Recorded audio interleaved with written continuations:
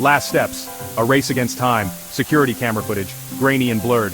A young man races through the frame. He's frantic. Desperate. He glances over his shoulder. Someone is after him, or so he believes. This is Lars Mittank, and these are the last known images of him before he vanishes, forever. A life interrupted.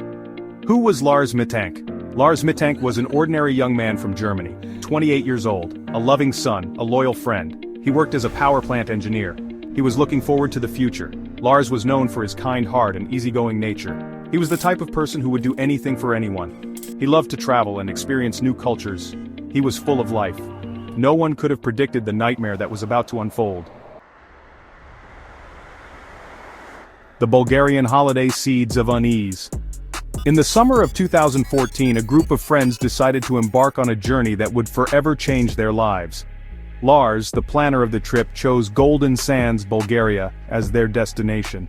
It was supposed to be a time to unwind, to escape the daily grind, and to bask in the warmth of the sun. The allure of the golden beaches and the crystal-clear waters was irresistible.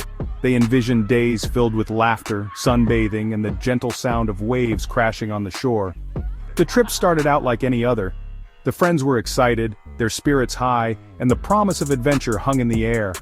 Laughter echoed through the resort as they shared stories, played games, and created memories that they thought would last a lifetime. But beneath the surface, a darkness was brewing. Unbeknownst to them, the seeds of unease had already been sown. One fateful night, during a visit to a local nightclub, Lars and his friends found themselves in a heated altercation with a group of men. What started as a minor disagreement quickly escalated into a full-blown fight. In the chaos, Lars suffered a ruptured eardrum. The pain was excruciating and the injury was severe enough to require immediate medical attention. The carefree holiday atmosphere was shattered. This incident, seemingly random and isolated, would set in motion a chain of events that would forever alter Lars's life. The injury was just the beginning of a series of misfortunes that would follow him. As Lars lay in the hospital, his friends gathered around him, their faces etched with worry. The doctors worked tirelessly to treat his injury, but the damage was done.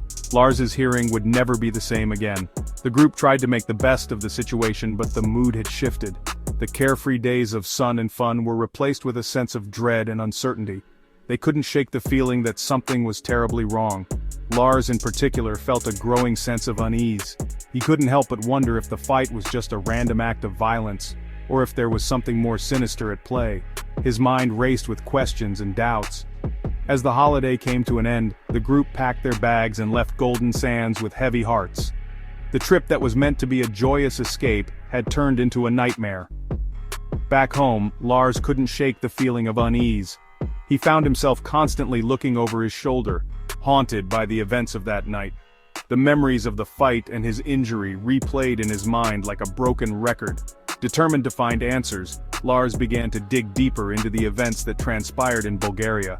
He scoured the internet, looking for any clues that might explain the altercation. What he discovered would leave him even more unsettled. Lars stumbled upon a series of articles about similar incidents in Golden Sands. Fights, injuries, and unexplained occurrences seemed to be a recurring theme. It was as if the resort was cursed. With a newfound determination, Lars decided that he needed to uncover the truth. He couldn't let the events of that summer haunt him forever. The seeds of unease had been planted, but Lars was ready to face whatever lay ahead. Airport anomalies, panic, and confusion. Lars's friends were scheduled to fly back to Germany. They had spent a wonderful vacation together, exploring the city, enjoying the local cuisine, and making memories that would last a lifetime. The airport was bustling with activity, people hurrying to catch their flights, families saying their goodbyes, and friends sharing last-minute laughs. But Lars's doctor advised him against flying with his ear injury. The injury, though seemingly minor, had the potential to cause severe complications if he were to fly. Reluctantly, Lars decided to stay behind, alone. His friends boarded their flight, leaving him with a sense of unease and isolation. The city, which had been so vibrant and full of life, now felt cold and unwelcoming. He checked into a hotel near the airport. The room was small and impersonal, a stark contrast to the warmth and camaraderie he had shared with his friends. He called his mother, hoping to find some comfort in her familiar voice, but instead of reassurance, his words were filled with agitation. He sounded paranoid, his voice trembling as he spoke. He told her about the strange feeling that someone was watching him, following him. He whispered about being followed. His mother tried to calm him down, suggesting that it might just be his imagination, a side effect of the stress and the injury. But Lars was convinced. He felt eyes on him everywhere he went, shadows lurking in every corner. The paranoia grew, feeding off his isolation and fear. The next day Lars went to the airport. He hoped that being around people in a busy and public place would help dispel the eerie feeling that had taken hold of him. But the airport, with its constant flow of strangers, only heightened his anxiety. He felt exposed, vulnerable. He was captured on CCTV acting erratically. He was sweating profusely, his eyes darting around the terminal. The footage showed him pacing back and forth, his movements jittery and uncoordinated. He seemed to be in a state of constant alert, as if expecting something terrible to happen at any moment. He was looking over his shoulder. Every few steps he would stop and glance behind him, his face a mask of fear and suspicion. To the casual observer, he might have seemed like a man in a hurry, but to those who looked closer, it was clear that he was deeply troubled. He even ran into a doctor in the airport's medical center, claiming people were trying to kill him. The doctor, concerned by his frantic state, tried to calm him down and offered to help. But Lars was beyond reasoning. His fear had taken over, clouding his judgment and making him see threats where there were none. He then fled the airport, leaving his belongings behind. His suitcase, packed with the remnants of his vacation, was abandoned in the terminal.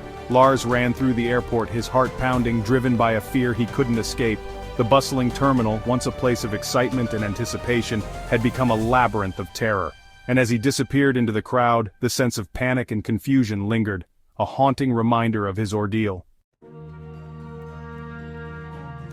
Vanishing act, gone without a trace.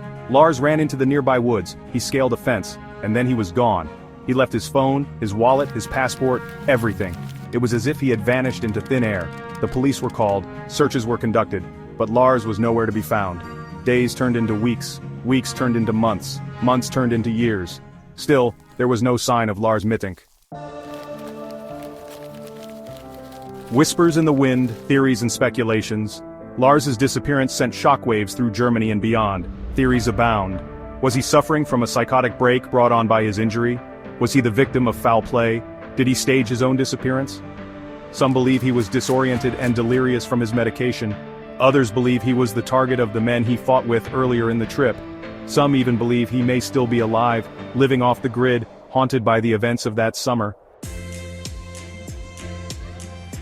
False hope and dead ends. The search continues.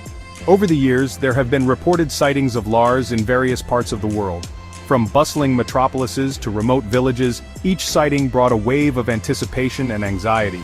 The family would receive a call or a message, and for a brief moment, their hearts would race with the possibility that Lars had been found. They would imagine the joyous reunion, the tears of relief, and the end of their long, painful search. But reality often had other plans. Each one brought a flicker of hope to his family and friends. They would gather together, sharing stories and memories of Lars, their spirits momentarily lifted by the thought that he might be coming home. They would laugh and cry, holding on to each other for support, their bond growing stronger with each passing day. The community, too, would rally around them, offering prayers and assistance, showing that they were not alone in their search. But each one ultimately led to a dead end. The mystery deepened. The sightings would be investigated, leads would be followed, but time and again, they would find themselves back at square one. The empty alleyways, abandoned buildings, and dark forests would yield no answers, only more questions. The frustration and despair would set in, but they refused to let it break them. They knew they had to keep going for Lars's sake. The lack of answers only fueled the speculation surrounding his case. Theories began to emerge, each one more elaborate than the last. Some believed he had started a new life somewhere far away, while others thought he might have met with foul play.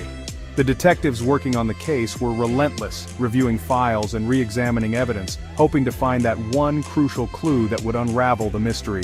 The investigation room became a maze of clues and connections, each one leading to another dead end. The internet became a breeding ground for theories both plausible and outlandish. Online forums buzzed with activity as amateur sleuths and conspiracy theorists shared their thoughts and findings. Some theories were grounded in reality, while others ventured into the realm of the fantastical. The family would read these posts, sometimes finding comfort in the idea that so many people cared about Lars, but other times feeling overwhelmed by the sheer volume of speculation. It was a double-edged sword, offering both hope and confusion. But through it all, Lars's family has never given up hope. They hold on to each other, drawing strength from their love and determination. They look at photos of Lars, remembering the good times and the laughter they shared. They light candles in his memory, keeping his spirit alive in their hearts. Their resolve is unshakable, their belief unwavering. They know that one day, they will find the answers they seek. They continue to search for answers, clinging to the belief that one day they will know what happened to their beloved son. They organize search parties, post flyers, and keep the community informed. They refuse to let the passage of time erode their hope. Every day is a new opportunity to find a clue, to make a connection, to bring Lars home. Their journey is far from over, but they are determined to see it through, no matter how long it takes. The search continues, driven by love, hope, and an unbreakable bond. The unanswered questions of mystery endures. The case of Lars Mittank is a chilling reminder that even in our hyper-connected world, people can still vanish without a trace. It's a story that raises more questions than answers. What really happened in those final moments before he disappeared? What made him run? And why did he leave everything behind? The truth remains elusive. Join the search, unraveling the enigma. Lars Mittank's disappearance is a puzzle that continues to baffle and intrigue. His story is a testament to the enduring power of mystery. Do you have any information that could help solve this case? Share your thoughts, theories, and any information you may have in the comments below. Let's work together to bring Lars home.